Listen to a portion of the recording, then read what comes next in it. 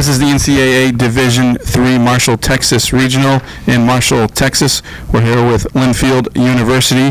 Falling in game number 1 to East Texas Baptist University, 7-2. We have head coach Jackson Vaughan and players Abby Proffitt and Katie Phillips. Coach and players, first just open up with comments on the game with Coach, followed by the two players.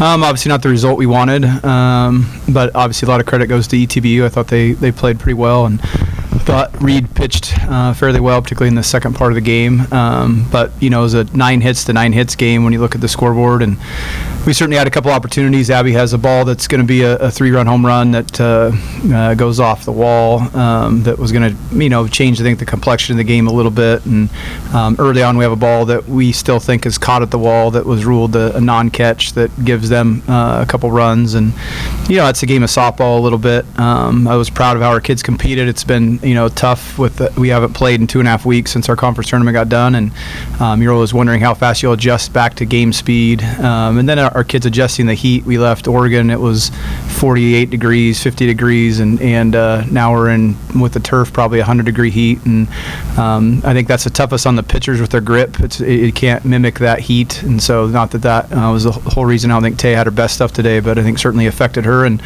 but there's, you know, no excuses. You got to come play and get the job done, and ETBU, to their credit, outplayed us today. As Jackson said, not exactly what we wanted out of game 1. Sometimes the game of softball just doesn't fall your way. I thought that hit was a no-doubter off the bat, but comes back in, and what should have been a 3-run home run has no RBIs. So tough game. ETBU played really well, had some really great hits. Sometimes it just doesn't really fall your way, but we're ready to compete and fight and battle our way through the rest of this tournament. Yeah, like they said, obviously it did not go our way, but I think what's special about our team is we have the ability to come back a lot. There's never enough runs that you can score playing us. So if you look back at our games before this, we had walk-offs, and a lot of people thought we were going to lose, and we came back. So just that ability gets me really excited for coming and playing tomorrow and Saturday. Coach, talk about tomorrow, elimination game in the bracket, getting your team ready. Talk a little about getting ready for tomorrow.